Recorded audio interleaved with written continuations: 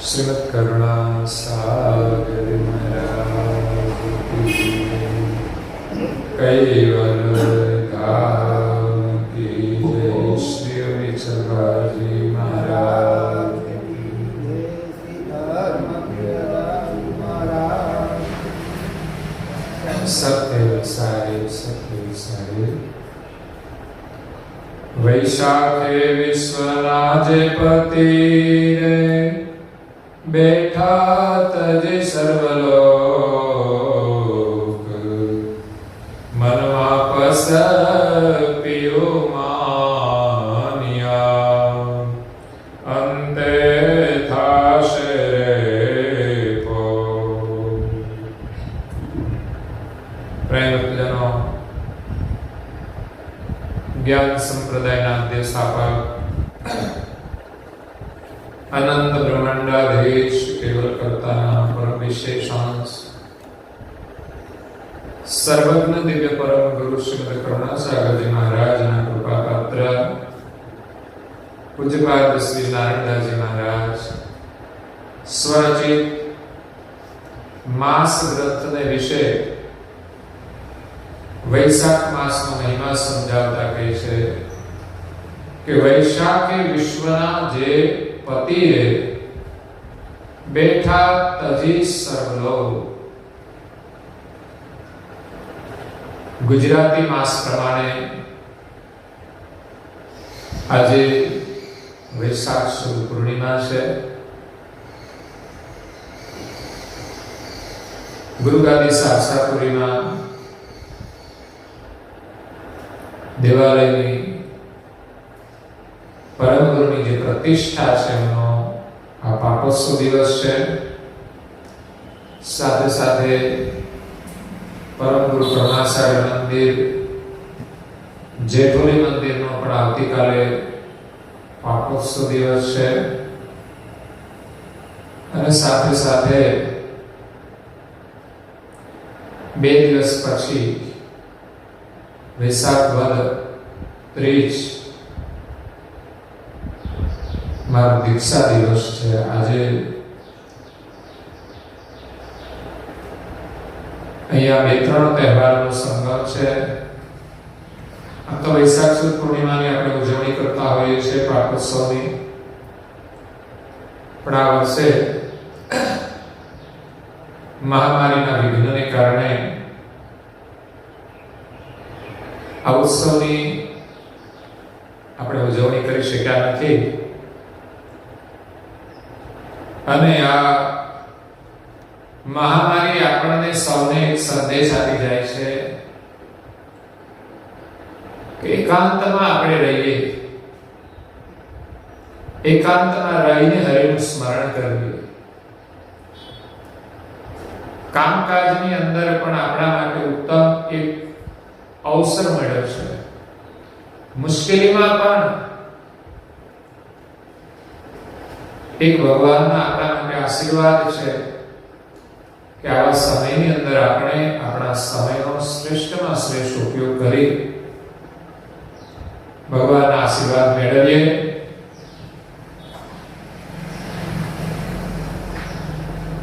तो आज मुश्किली होवा छतां पण आपणा माटे आ समय उत्तममां उत्तम कार्य करवानो છે। जो કરી લઈએ તો આપણા માટે મુશ્કેલીમાં પણ લાભ છે। તો આ વૈશાખ માસનું વર્ણન કરતા પૂજ્યપાદ શ્રી નારાયણદાસજી મહારાજ કહે છે કે વૈશાખ આમ તો લાંબામાં લાંબા દિવસો આ મહિનાની અંદર હોય છે। साथे साथे ग्रीष्म ऋतु है कि विशेष धूप पड़े छे। तो आ धूपनी अंदर शीतलता प्राप्त करवा माटे आपणे विशेष घरमां ज रहीए। बार तो घरे धूप ज होय तो एने बहार न निकली शकाय, એટલા માટે આપણા માટે એકાંત બહુ ઉત્તમ છે। तो वैशाखे विश्वना जे पति रे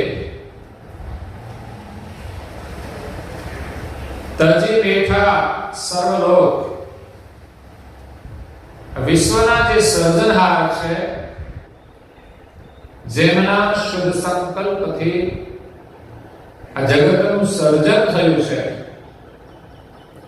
જેમનો સંદેશ લઈને દિવ્ય પરમ ગુરુ શ્રીમદ કરુણાસાગર બાપજી પધાર્યા છે, એવા સર્જનહારને છોડીને જગતના સર્વ લોક યા તો બ્રહ્માંડના સમસ્ત લોક એને છોડીને શું કરે છે? મન આપસ પીયુ માન્યા, પોતાના મનની માન્યતા પ્રમાણે પોતાના પ્રાઇવેટ ભગવાનની સ્થાપના કરી અને એની પૂજા કરે છે. કોઈ દેવોની આરાધના કરે છે, કોઈ દેવીની આરાધના કરે છે. ખોટું નથી, પણ જેમના સંકલ્પથી આ જગતનું સર્જન થયું છે, એવા સર્જનહારને ભૂલીને જગતના જીવો જે કંઈ ભજન કરે છે, એનું જે કંઈ ફળ મળે, અંતે બધું જ નષ્ટ થઈ જવા વાળું છે. અંતે થાશે ભોગ. નાશવંત દેવી દેવતાઓની પૂજાથી, પ્રાર્થનાથી, ઉપાસનાથી મળનારું ફળ પણ નાશવંત હોય છે. એટલે ફળ અંતે રહેવા વાળું નથી હોતું. તો એનો કોઈ અર્થ નથી. એટલે પૂજ્યપાદ શ્રી નારણદાસજી મહારાજ આપણને કહે છે કે જે જગતના સર્જનહાર છે એનું ભજન કરવું જોઈએ. જેનું લક્ષ્ય લઈને દિવ્ય પરમ ગુરુ આવ્યા છે કે આ જગતના સર્જનહાર એક જ છે, અનેક નથી.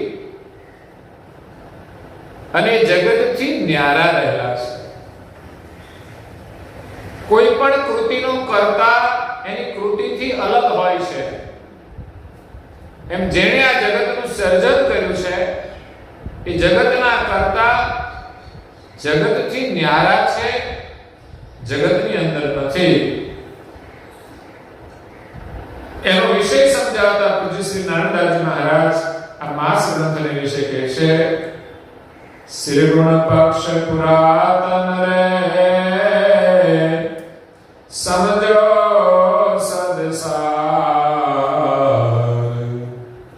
નિજ દ્રષ્ટે જો નરણ હો, જહાં પ્રણવ પસાર. શ્રી ગુરુચરણની વાર્તા છે. ગુરુના શરણમાંથી આપણને જે જ્ઞાન મળે છે, જે ગતિ મળે છે, જે સમજ મળે છે, એની આ વાત છે, એની આ વાર્તા છે કે જગતના જીવો જગત કર્તાને ભૂલીને પોતાની મનની માન્યતા પ્રમાણે માપક ભગવાનની સ્થાપના કરીને જે કંઈ કરી રહ્યા છે, પણ અંતે બધું નિષ્ફળ જશે. શ્રીગુણ પક્ષ પુરાતન રહે. આમ તો આ જગતની અંદર સગુણ પક્ષ જે છે, આ જગતના સર્જનહાર કે ભગવાન ઈશ્વર જે સગુણ માન્યતા છે, એ પક્ષ પણ ઘણો જૂનો છે. ઘણા વર્ષોથી આ સગુણ ઈશ્વરની સ્થાપનાઓ થયેલી છે. એટલે જગતના જીવોના મનની અંદર જે માન્યતાઓ દ્રઢ થઈ ગઈ છે, એ જલ્દી છૂટે તેવી નથી. સમજો સબ સાર. પૂજ્ય શ્રી નારણદાસજી મહારાજ કહે છે કે હું સાર સમજાવું છું, તે તમે સમજો. નિજ દ્રષ્ટિએ જુઓ નરણવ. તમે તમારી નિજ દ્રષ્ટિથી જુઓ. જ્ઞાન દ્રષ્ટિથી જુઓ, અંતર દ્રષ્ટિથી જુઓ, જહાં પ્રણવ પસાર, જ્યાં પ્રણવનો વિસ્તાર છે એનું અવલોકન કરીને તમે જુઓ કે જ્યાં પ્રણવનો પસારો થયેલો છે. પુરુષ પ્રગટ જળ સે ભયા રે, સોહમત બનિજ બીજ, સગુણ સફરણતા, રૂપ ગુણ નું એ નિજ. પ્રણવનો જે પસારો છે એમાંથી પુરુષ પ્રગટ જનસે ભયા. સૃષ્ટિના વિસ્તાર માટે સૌથી પહેલા જે પ્રણવનો પસારો છે એમાંથી પુરુષ પ્રગટ થયા. સોહમ તવનિજ બીજ, સોહંગ પ્રણવની અંદર આ એનું જે બીજ છે એમાંથી પુરુષ પ્રગટ થયા અને સગુણ સફૂર્ણતા, ત્યાંથી સગુણ વિસ્તાર થયો છે. સગુણ સૃષ્ટિનો વિસ્તાર સૃષ્ટિની આદ્યમાં પહેલા તો પ્રણવનો પસારો હતો, સોહમ બ્રહ્મ, અને એમાંથી નિજ બીજ રૂપે સૌપ્રથમ આદ્ય પુરુષ નિરંજન ઉત્પન્ન થયા, જે આ સૃષ્ટિનું બીજ છે. બીજમાંથી આખા વિશ્વનો પસારો થયો. નિરંજન એમ તો નિરાકાર કહેવાય છે, પણ એના પછી જે વિસ્તાર થયો સગુણ સફૂર્ણતા. પ્રણવ તો સંપૂર્ણ નિરાકાર છે, એમાંથી જ્યોતિ સ્વરૂપ નિરંજનની ઉત્પત્તિ થઈ. નિરંજન નિરાકાર કહેવાય છે, છતાં પણ એનું કોઈ જ્યોતિ સ્વરૂપ છે. અને જ્યોતિ સ્વરૂપ નિરંજનથી સગુણ સૃષ્ટિનો વિસ્તાર આગળ થયો. રૂપ ગુણનું એ નીચ, નામ રૂપ અને ગુણ વાળું જે જગત છે એનું મૂળ એ નિરંજન પુરુષ છે. પુરુષે પ્રકૃતિ પસવી રહે, સંજમતી ગુણ ત્રાણ, ગુણનાયક નર જાનો, શક્તિ ભય સમયેન. આદ્ય પુરુષ નિરંજનથી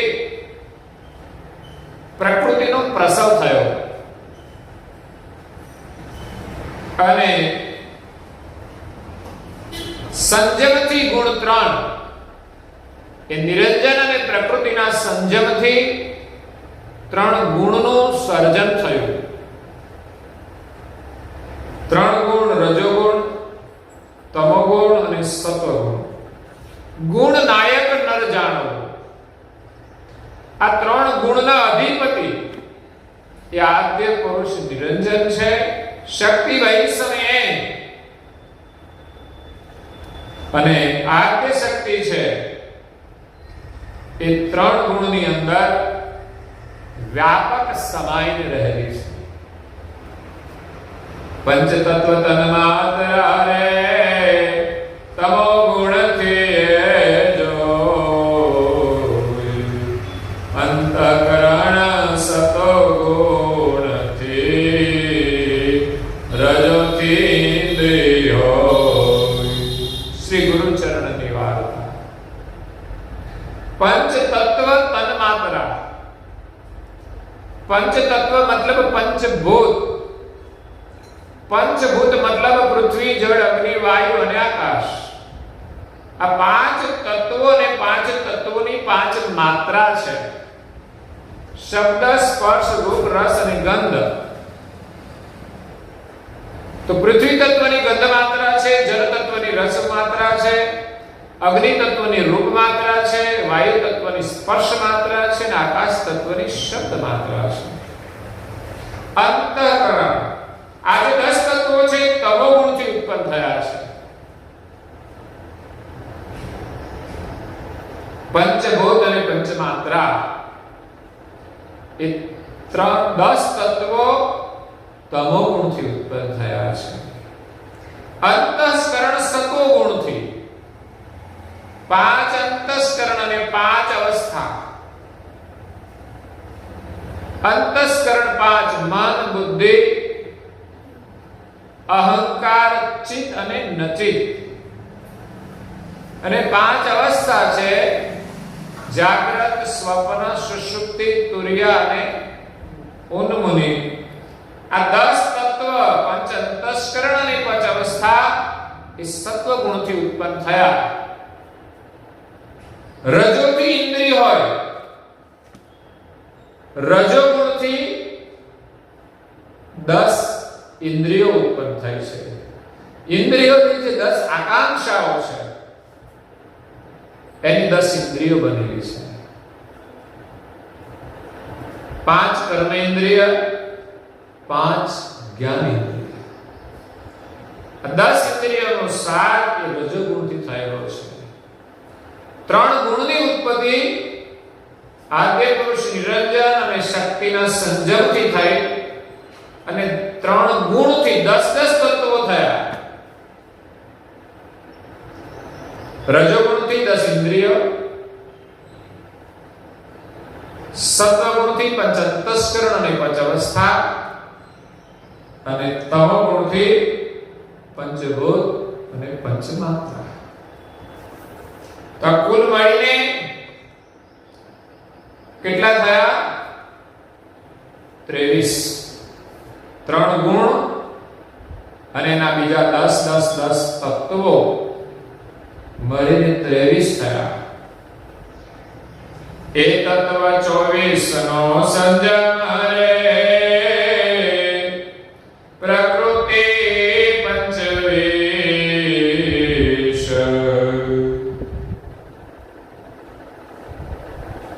ચૈતન્ય 26 મો સહી 27 મો જેશ.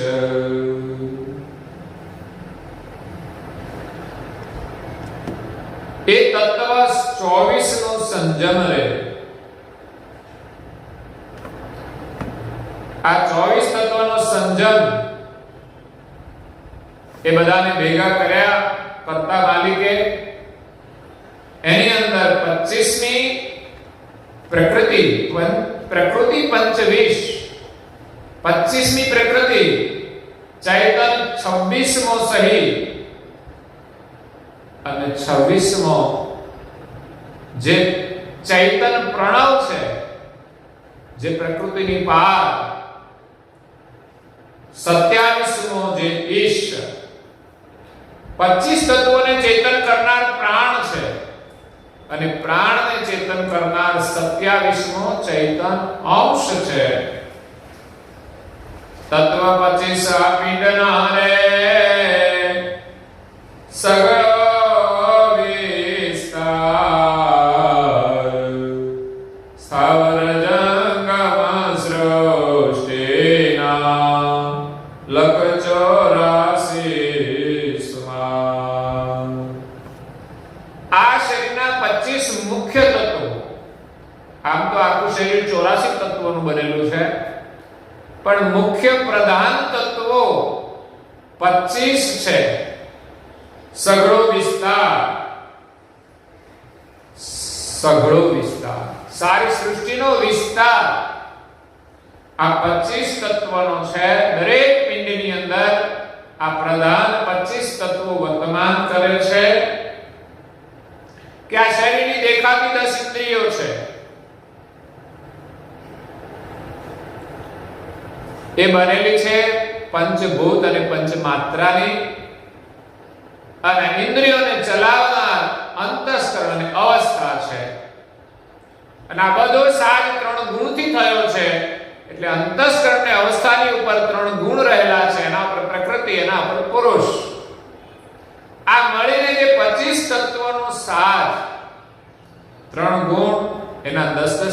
23, પ્રકૃતિ 24, નિરંજન 25.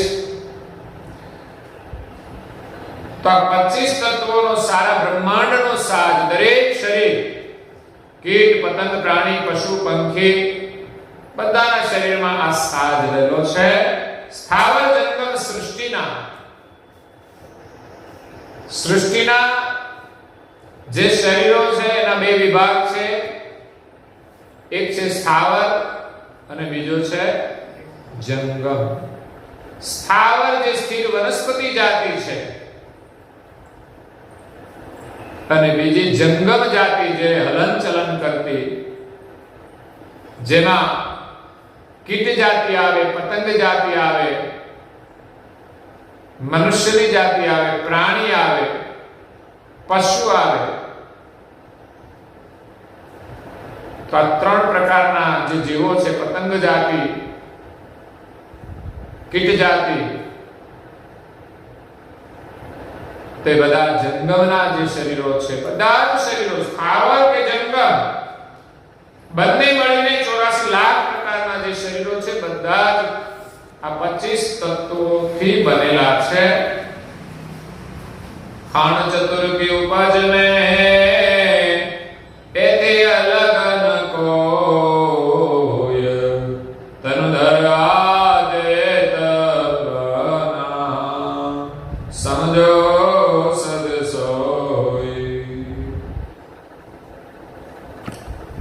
समस्त सृष्टि के सर्जन, समस्त सृष्टि નું સર્જન કરનાર જે સર્જનહાર, એમણે 84 લાખ પ્રકારના જે શરીરો બનાવ્યા, એની ઉત્પત્તિ 4 પ્રકારે થાય છે. 4 ખાણમાંથી થાય છે. 4 ખાણ છે: સ્વેદજ, જરાયુ, ઉદ્બીજ અને ઇંડસ. એનાથી અલગ કોઈ શરીર નથી. કોઈ પણ પ્રકારના શરીર હોય આ 4 ખાણમાંથી ઉત્પન્ન થાય છે, મતલબ 4 પ્રકારે ઉત્પન્ન થાય છે. તદ્ આગે તત્વના શરીરધારી માત્ર જેટલા પણ શરીર છે બધા આ તત્વોના બનેલા છે. સમજો સદસોય, એ તમે સત્ય વાતને સમજો. પુરુષ પ્રકૃતિ ગુણ સુર લગે વિસ્તર્યો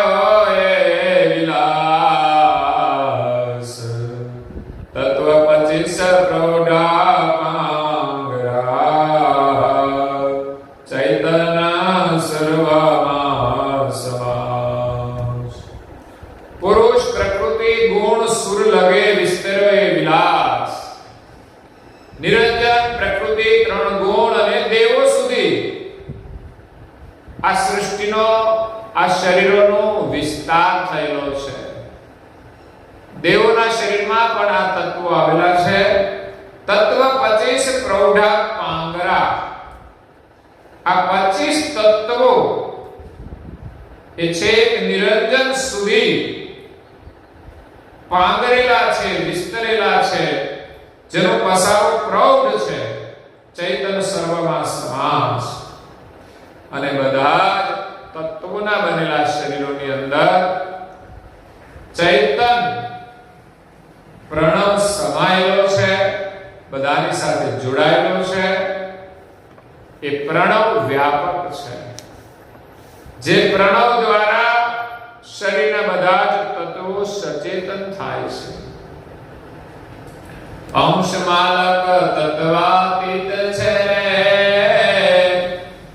રહે અલગ સદાય.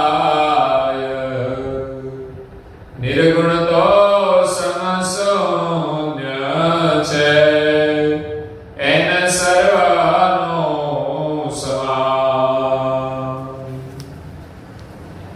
અંશ માલિક તત્વાતીત છે. પ્રત્યેક ઘાટ, પ્રત્યેક શરીર જે 25 તત્વોના બનેલા છે એમાં ચૈતન્ય સમાઈને રહેલો છે, એની સાથે જોડાયેલો છે. અને એનો જે માલિક છે, અંશ, શરીરને ચલાવનાર, એ બધા તત્વોથી ન્યારો રહેલો છે. અને સદાયના માટે એ તત્વોથી અલગ જ રહે છે. ક્યારે ક્યારે આ શરીરમાં અંશ ભળી જતો નથી. શ્વાસ રૂપી જે પ્રણવ છે એ શરીરમાં મળીને રહેલો છે. નિર્ગુણ તો સમશૂન્ય છે. એ નિર્ગુણ જે પ્રણવ છે એ તો સમશૂન્ય છે, બધામાં સમાઈને રહેલું છે. એન સર્વમ સમાન, જેના દ્વારા આ સૃષ્ટિનો પસારો થયેલો છે એ મૂળ પ્રણવ ની અંદર આ વિશ્વ આખું સમાઈ જાય છે. એટલે એ બધા જ તત્વોનું એ મૂળ ઘર છે, નિવાસ કરવાનું. કે જે પ્રણવની અંદર બધા તત્વો સમાઈને રહેલા છે, એ તત્વોને સમાવવાનું, એનો વિસ્તાર કરવાનું જે મૂળ ઘર છે એ પ્રણવ છે. 5-10 માણસો પરિવારના હોય, એક જ ઘરની અંદર રહેતા હોય છે. એવી જ રીતે આજે સમસ્ત બ્રહ્માંડ છે એમાં સોહંગ પ્રણવ જે વ્યાપક રહેલો છે, અને એની અંદર સૃષ્ટિના તમામ શરીરો નિવાસ કરે છે. તો આ સોહંગ પ્રણવ જે છે, સોહંગ બ્રહ્મ જે છે એ સમશૂન્ય છે, સમચેતન છે. એ બધા જ ઘાટોને રહેવાનું ઘર છે, બધા તત્વોનું ઘર છે.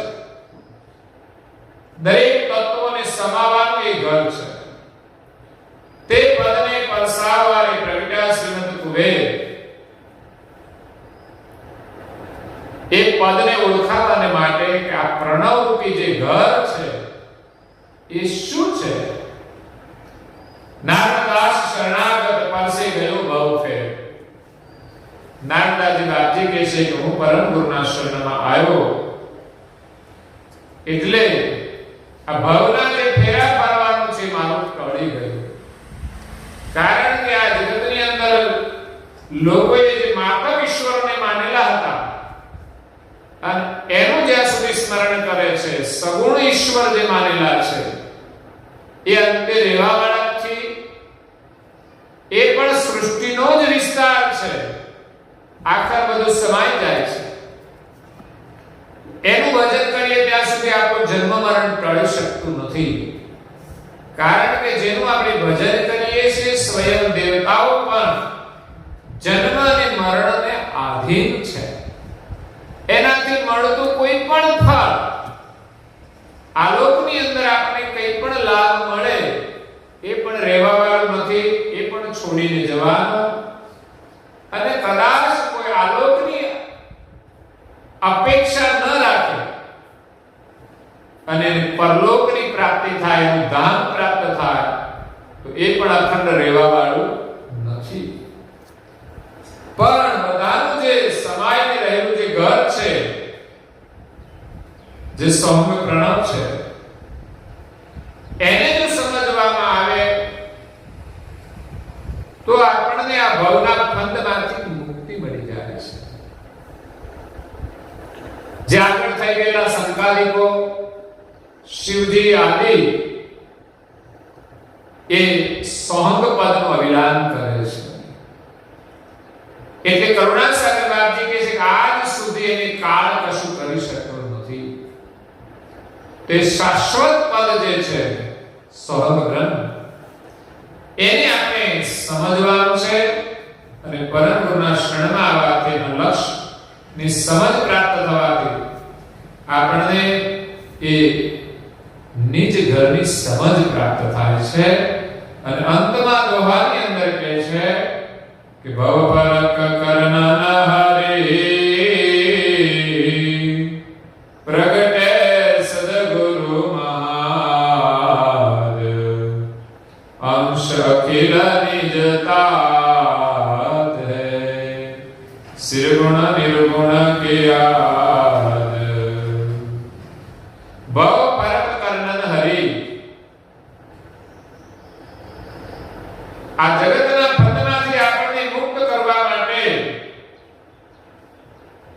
પ્રગટે સદગુરુ મહાન ગતિ વાળા સમર્થ સદગુરુ પરમ ગુરુ આ વિશ્વની અંદર પ્રગટ થયા છે. હરિની ઓળખ કરાવવા માટે હરિનું એક સાકાર સ્વરૂપ ધારણ કરીને એમની ગતિ લઈને પરમ ગુરુનું પ્રગટ થયું છે. અંશ અખિલ નિજ तात है. અખિલ વિશ્વના જે અંશો છે સામાન્ય અને વિશેષ અને પરમ વિશેષ તમામ અંશોના જે સર્જનહાર છે, જે સ્વામી છે, જે પરમ પિતા છે, નિજ तात है निर्गुण निर्गुण की आद. અને આ સૃષ્ટિની રચના જે સગુણ છે, નિર્ગુણ છે, એ બધાના કારણરૂપી જે કર્તા છે, પિતા છે, એને ઓળખાવવા માટે પરમ ગુરુ આ વિશ્વમાં પ્રગટ થયા છે. એમના શરણમાં જવાથી આપણને સગુણ, નિર્ગુણ અને પ્રત્યેક અંશોના જે સર્જનહાર છે એ સર્જનહારની આપણને ઓળખ થાય છે. અને જ્યારે સર્જનહારની ઓળખ થાય ત્યારે આ જન્મ મરણનું જે બંધન છે રહેતું નથી. ભવ બંધનમાંથી આપણને કાયમને માટે મુક્તિ મળી જાય છે. તો જગતના જીવો જે માપક ઈશ્વરોને માને છે એ માપકનું ભજન કરવાથી આપણને મુક્તિ મળતી નથી, ભૌતિક ફળની પ્રાપ્તિ થાય છે. એ ઈશ્વરો, એ દેવો છે અને તમામ દેવોનું સર્જન કરનાર એક સર્જનહાર જે પ્રત્યેક અંશોનું જીવન આપનાર છે, પ્રત્યેક અંશોનું સર્જન કરનાર અને સોહમ બ્રહ્મરૂપી જીવન આપનાર એ બ્રહ્મના પ્રકાશક એક સર્જનહાર છે. એ સિદ્ધાંત અનુસાર જો આપણે સર્જનહારને ઓળખીએ તો કાયમને માટે આપણને આ જન્મ મરણના ફંદમાંથી મુક્તિ મળી જાય છે. અને સિદ્ધાંત અનુસાર જ આ જગતની અંદર પ્રત્યેક ગામમાં નિવાસ કરતા અંશો પ્રત્યે આપણામાં એક આત્મીય ભાવના જાગૃત થશે કે પ્રત્યેક શરીરમાં નિવાસ કરતા અંશો આપણે એક જ સર્જનહારના છીએ. એટલે દરેક પ્રત્યે અંશ બંધુત્વની ભાવના જાગે. મારા તારાની જે ભાવના છે, મારા તારાનો ભેદભાવ છે, ધર્મની અંદર જે વિવાદો છે એ બધા જ સમાઈ જશે અને એક સર્જનહારની આપણને પ્રાપ્તિ થશે. એવો સંદેશ પૂજ્ય શ્રી નારાયણદાસજી મહારાજ આ વૈશાખ માસનું વર્ણન કરતા આપણને સૌને આપે છે. આગળ જ્યેષ્ઠ માસનું વર્ણન છે.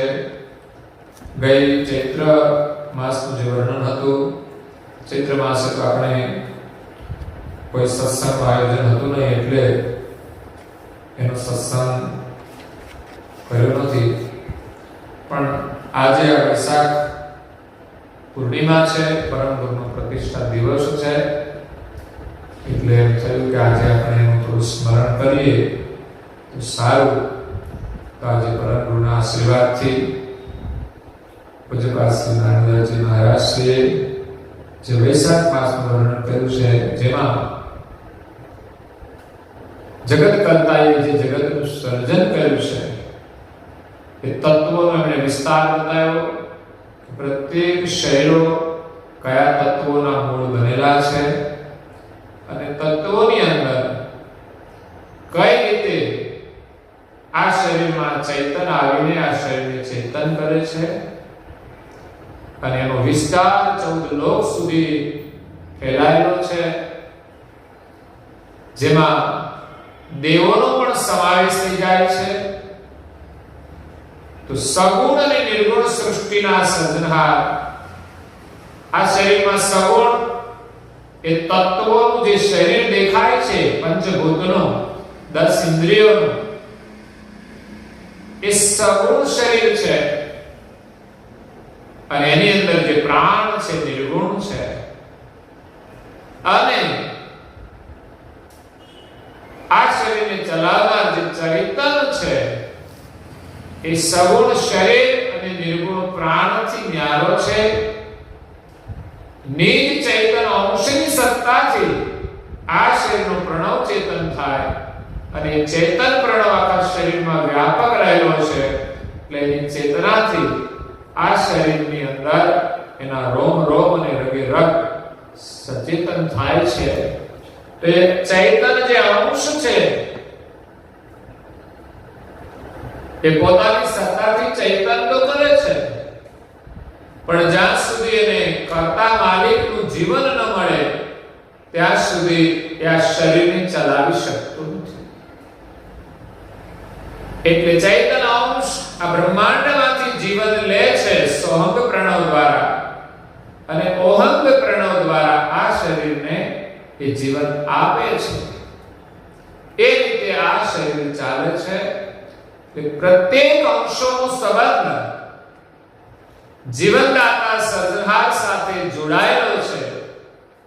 એના વગર કોઈ અંશ અલગ નથી. અને આ શરીર આ સૃષ્ટિની અંદર જીવન વિના કોઈ અંશ કશું જ કરી શકતો નથી. પછી સામાન્ય અંશ હોય કે પછી બ્રહ્માંડની અંદર રહેલા જે દેવતાઓ છે એનો અંશ હોય, પણ કૈવલ્યના જીવન સિવાય કોઈ દેવ પણ કશું કરી શકતા નથી. એટલે જગતના જીવો જગત કરતાને ભૂલી ગયા છે, અને જગતના જે દેવો છે એને જગતના ઈશ્વર માની અને માપક ભગવાનની સ્થાપના કરી દરેક પોતપોતાના અલગ અલગ ઈશ્વરને માને છે. પણ વાસ્તવમાં અંશોને ખબર નથી કે જગતના સર્જનહાર કોણ છે. આપણે જે માનીએ છીએ તે દેવો છે, દેવોનું કાર્ય એ સીમિત છે. જ્યારે સર્જનહાર એ તો સારી સૃષ્ટિનું સર્જન કરનાર છે, પ્રત્યેક અંશોને જીવન આપનાર છે. એ સર્જનહારની ઓળખાણ કરાવવાને માટે કૈવલ કરતાના પરમ વિશેષ અંશ દિવ્ય પરમ ગુરુ કરુણા સાગર જગતની અંદર સગુણ શરીર ધારણ કરીને પ્રગટ થયા છે. એમના કૃપા પાત્ર પૂજ્ય શ્રી નારાયણદાસજી મહારાજ કહે છે કે એવા પરમ ગુરુના આપણે શરણાગત થઈએ, એમના જ્ઞાનને શ્રવણ કરીએ અને એમના જ્ઞાન અનુસાર આપણે સારી સૃષ્ટિનું સર્જન કરનાર સર્જનહારનું જો ભજન કરીએ તો આ ભવબંધનમાંથી આપણને કાયમ માટે મુક્તિ મળી જાય.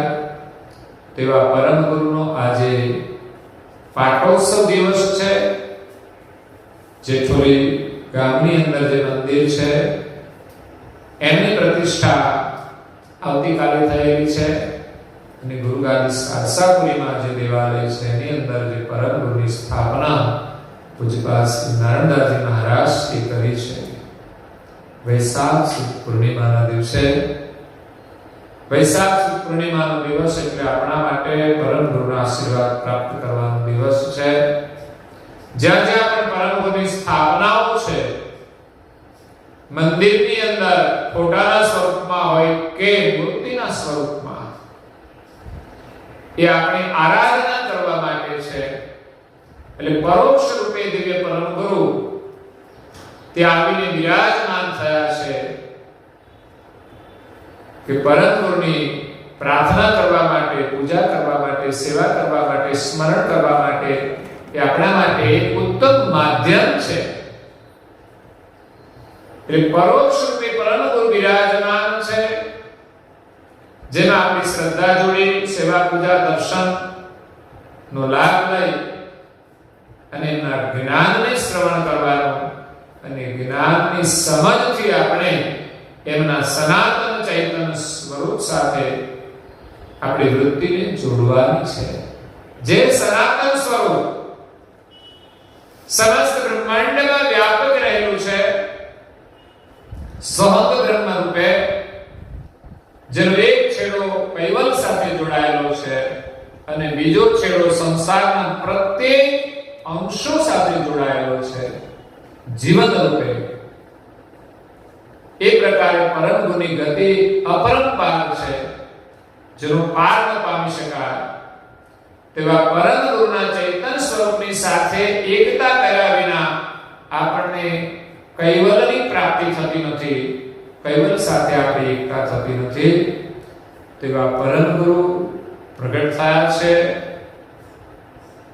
અને એમની સ્થાપનાઓ મંદિરની અંદર જે છે એની જો શ્રદ્ધાથી અને નિયમથી સેવા પૂજા અને પ્રાર્થના કરીએ તો ચોક્કસ આપણને આશીર્વાદ મળે છે, સંસ્કાર પ્રાપ્ત થાય છે.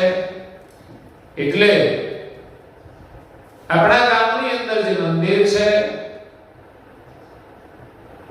એ દર્શનીય છે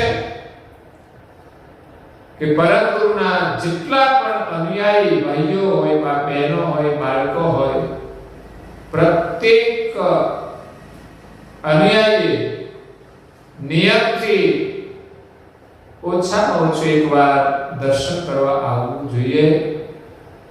બાળકો માટે એક સંસ્કારની પ્રક્રિયા છે. જો બાળકો મંદિરમાં આવશે તો ખોટી જગ્યાએ નહીં જાય, અહીંયા આવવાથી સારા સંસ્કાર પડશે. બાળકો મંદિરમાં આવે, તિલક કરે, પૂજન કરે, મંત્રનો જપ કરે, આરતી પૂજન કરે, તો સવારે અને સાંજે સંધ્યા સમયે પરમ ગુરુની આરતી પૂજા પાઠ આપણા ઘરમાં અવશ્ય થવા જોઈએ, જેમાં દરેક પરિવારના સભ્યોએ જોડાવવું જોઈએ. અને શક્ય હોય તો મંદિરમાં આવી શકાય તો એકવાર, 2 વખત આવી શકાય તો અતિ ઉત્તમ. સવારે અને સાંજે સંધ્યાના સમયે આવે તો અતિ ઉત્તમ. એટલે મંદિરનો બહુ જ મોટો લાભ છે. પ્રાથમિક સંસ્કારનું નિર્માણ કરવા માટે મંદિરનો ફાળો બહુ મહત્વનો છે. એટલે તો એની પાછળ આપણે ઘણું બધું ધન ખર્ચીને આ મંદિરોનું નિર્માણ થાય છે. અને બીજા સ્ટેપની અંદર એની સેવા પૂજાનું કામ છે, મહત્વનું છે. નિયમથી એની પૂજા કરવી એ પણ એક મોટો મહાલાભ છે, જે વિશેષ લાભ પૂજારીને મળતો હોય છે. એટલે આટલી ઉંમર થયા પછી પણ નિયમિત પૂજા જે કરે છે પૂજારીજી, ખરેખર પરમ ગુરુના કૃપા પાત્ર છે. પુનર્જન્મ મનુષ્યનો પ્રાપ્ત થાય એમાં કોઈ શંકા નથી રહેતી, કારણ કે પરમ ગુરુની સેવા પૂજા નિયમિત કરી હોય એના ફલ સ્વરૂપે એટલો તો અવશ્ય લાભ મળે, કારણ કે એની માયા એની પૂજામાં છે. તો પુનર્જન્મ માનવનો પ્રાપ્ત થાય. દરેક લોકો પોતપોતાના ઘરે નિયમથી જો પૂજા કરે તો ચોક્કસ પુનઃ માનવનો જન્મ મળે છે. આપણા ઘરની અંદર પરિવારના કોઈ સદસ્ય આ પૂજા પાઠથી વંચિત ન રહેવા જોઈએ. ઉપાસના એ થોડી તો થોડી પણ નિયમથી અવશ્ય કરવી જોઈએ. અને મારી દ્રષ્ટિએ સવારની ઉપાસનાનું પહેલું સ્ટેજ છે.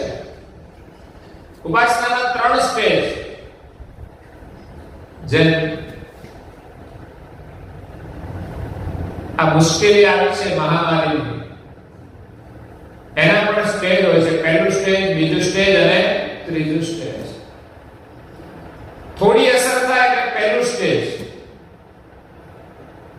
પછી તપાસ કરે અને વધારે લાગે તો બીજા સ્ટેજમાં આવી જાય, અને ત્રીજા સ્ટેજમાં આવે એટલે સિરિયસ થઈ જાય, બચે કે ના બચે. બચી જાય તો ભાગ્ય. અને આવા સમયે માણસે સુકૃત કર્યું હોત ને તો કામ લાગતું હોય છે. કોણ બચે અને કોણ ન બચે એનો આધાર એના સુકૃત ઉપર રહેલો હોય છે. એટલે એના 3 સ્ટેજ છે. એવી રીતે ઉપાસનાની અંદર પ્રથમ સ્ટેજ, જેમ ભણવામાં પણ 3 સ્ટેજ આવતા હોય છે. પહેલું સ્ટેજ તો પ્રાથમિક શાળા આવે, બીજું સ્ટેજ તો હાઈસ્કૂલ આવે, ત્રીજું સ્ટેજ તો કોલેજ આવે. એ પૂરું થઈ જાય એટલે પછી એને સર્ટિફિકેટ મળે, નોકરી મળે. એવી જ રીતે ઉપાસનાની અંદર 3 સ્ટેજ. પ્રથમ સ્ટેજની અંદર ત્રીજો ભાગ ઉપાસનાનું લેવામાં આવે. મંગલા આરતી, શણગાર આરતી અને કર્તા સ્તુતિ, પછી જય વિધિ આવે, એક સ્ટેજ પૂરું થાય. એટલું પ્રથમ ચરણમાં દરેક કરવું જોઈએ. પછી સમયની અનુકૂળતા મળે એમ બીજા સ્ટેજમાં પ્રવેશ કરવો જોઈએ. પૂર્ણિમા હોય, રજાનો દિવસ હોય, કઈ કામકાજ ન હોય, વેકેશન હોય, તો આપણે આ બધું વધારે કરી શકીએ છીએ.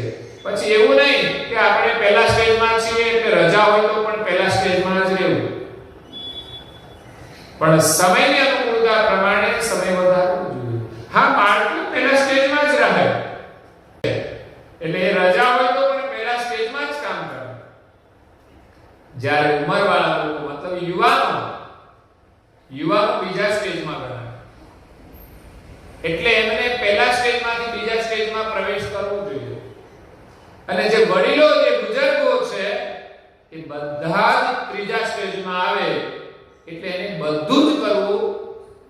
એને માટે કોઈ પહેલું સ્ટેજ નથી. એને તો જીવનમાં એટલા વર્ષો પસાર કર્યા છે કે હવે એને ત્રીજા સ્ટેજમાં જ રહેવું જોઈએ. અને ત્રીજા સ્ટેજમાં ન રહે તો નવરા બેઠા બેઠા ગપ્પા મારે.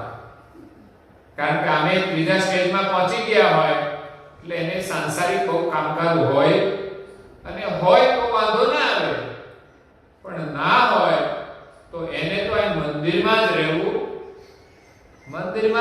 જોઈએ. ખુરશી નાખી બેસવાનું. કારણ કે ત્રીજા સ્ટેજમાં ઘરે જ બેસવાનું જ હોય. તો અહીંયા ટૂંકમાં પૂરી ઉપાસનાનો લાભ લેવો જોઈએ અને સમયસર આવી પણ જવું જોઈએ. ઘરનું જે કામકાજ હોય તો પછી ઘરે જઈને પાછું થાય, પણ આરતી ઉપાસનાનો પૂરો લાભ આપણે લેવો જોઈએ. જે ત્રીજું સ્ટેજ છે, તો પ્રથમ સ્ટેજ મંગલા, શણગાર અને કર્તા સ્તુતિ, જય વિધિ. પછી બીજા સ્ટેજમાં પ્રકમ્મા અને ગુરુ સ્તુતિ આવે. પછી જય વિધિ આવે એટલે બીજું સ્ટેજ. અને ત્રીજું સ્ટેજ ગુરુ મહિમા અને ગુરુ મહિમા સાખી. પછી જે જય વિધિ આવે ત્યાં ત્રીજું સ્ટેજ પૂરું થાય. રાતની સાંજની ઉપાસનામાં પણ એવી રીતે વિભાગ કરી શકાય છે કે થોડો સમય હોય તો માત્ર ગુરુ મહિમા સાખી કરો, પછી આરતી કરી લો તો પણ ચાલે. અને વધુ સમય હોય તો ગોળી પદ કરી અને સંધ્યા સાખી કરો. અને એથી પણ વધારે સમય હોય તો કોડર આરતી સાથે આખી ઉપાસનાનો આપણે લાભ લેવો. તો આપણા પરિવારની અંદર, બાળકોની અંદર આ સંસ્કારનું નિર્માણ આપણે કરવાનું છે. તો ઘરની અંદર જે બુઝુર્ગ હશે, વડીલ હશે, આ બધું કરતા હશે તો એમાંથી પણ પ્રેરણા મળશે. અને કરતા હશે તો બાળકોને કહી શકશે, એની અસર પણ થશે. એટલે ખાસ બહુ જ મહત્વની વાત છે પ્રાથમિક સંસ્કારની, જે આપણા પરિવારોની અંદર હોવી જોઈએ. ખરેખર જોઈએ તેટલા પ્રમાણમાં આજે વર્તમાનમાં દેખાતી નથી. અત્યારે તો લોકડાઉન ચાલે છે, ક્યાંય જવાનું નથી, છતાં પણ બધા પરિવારના સભ્યો બધું નહીં જ કરતા હોય, કારણ કે સંસ્કારનો અભાવ છે. તો પરમાત્માએ આપણને લોકડાઉન એટલા માટે આપ્યું છે કે કંઈક તો કરો. ઘરમાં આવી જાય ત્યારે કરશો, ત્યારે તો મુશ્કેલીનો કોઈ પાર નહીં રહે. એટલે લોકડાઉન એ સામાજિક રીતે છે કે સમયની અનુકૂળતા આપણને મળી છે. તો આ સમયની અંદર આપણે પ્રાર્થના ઉપાસના સવાર સાંજ પરિવાર સાથે કરીએ. બીજા નંબરમાં આપણા ધર્મ ગ્રંથો છે એનું અધ્યયન કરીએ. અને ત્રીજા નંબરમાં અત્યારે વર્તમાન જે ટેકનોલોજી છે એના આધારે પણ આપણે સારો લાભ લઈ શકીએ છીએ. આજે ટીવી, ટેલિફોન દ્વારા પણ આપણને ધાર્મિક સત્સંગ ઐતિહાસિક સિરિયલો જે છે એના દ્વારા પણ આપણને ધાર્મિક લાભ મળી શકે છે. જો કે વર્તમાનની અંદર ધાર્મિક ભાવનાવાળા લોકો રામાયણ મહાભારત આદિ સિરિયલો જોતા હોય છે. એ તો લોકડાઉન હોય તો પણ જોઈ શકાય, ન હોય તો પણ જોઈ શકાય. પણ લોકડાઉન હોય અને આપણે કંઈ જઈ ન શકાતું હોય તો પડોશમાં આપણે વાતો કરવા ઓછા જઈએ, કારણ કે ક્યાંકથી આવી જાય તો. એટલે એ સમયનો સદુપયોગ કરવા માટે આ માધ્યમો છે આપણા માટે, તો વિશેષ એનો લાભ આપણે બધાએ લેવો જોઈએ. તો આ સાથે આજના સત્સંગને અહીંયા આપણે સમાપ્ત કરીએ છીએ. અસ્તુ સત્યવદ સાહેબ શ્રીમદ કરુણા સાગર મહારાજ કી, કૈવલ ધામ કી, શ્રી અવિચલજી મહારાજ